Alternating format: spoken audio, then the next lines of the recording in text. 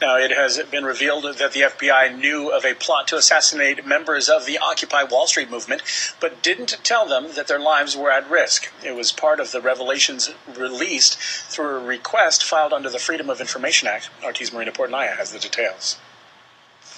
Well, it's not clear yet why the FBI would neglect to tell activists that there was a potential assassination plot surrounding them. What we do know is that new documents obtained by the Partnership for the Civil Justice Fund, a U.S. human and civil rights advocacy organization, have revealed that the FBI, the Department of Homeland Security, the U.S. military, and private corporations all cooperated together to monitor and investigate Occupy Wall Street protesters as, quote, domestic terrorists and, quote, criminals. Now, the more shocking revelation, the headline of the story, is that reportedly buried deep within the government file, mentions of a plan to use snipers to assassinate Occupy protesters and the movement's leaders in various cities throughout the country. These alleged plans were supposed to be taking place in the fall of 2011. Now, the names of the groups or individuals involved in the alleged plots are redacted from the FBI documents. But what critics say is clear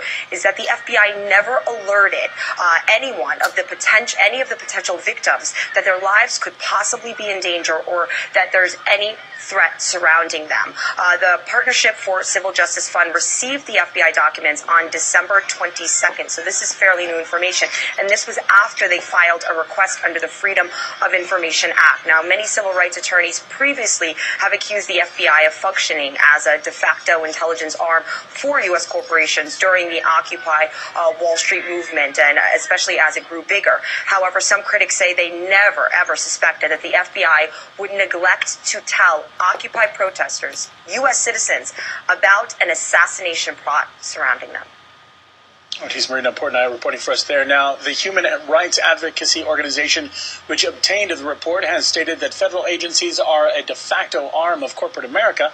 And Alikas Miller, an independent journalist who was at the Occupy protests, says this once again reinforces the movement's message that the U.S. is run by corporations and not the government. This coordination between the FBI, the Department of Homeland Security, and corporations and the New York Stock Exchange really showed who they're serving. It's not the government in this case, it's these corporations and the financial sector, and it's certainly not the people. The FBI is really just targeting ordinary people going about their daily lives as potential terrorists, and now people who are participating in peaceful protests are also categorized as domestic terrorists. So I think the FBI is really picking and choosing who it categorizes as the type of civilians it wants to protect. And at this point, this really shows that that's, as Occupy might say, the 1%.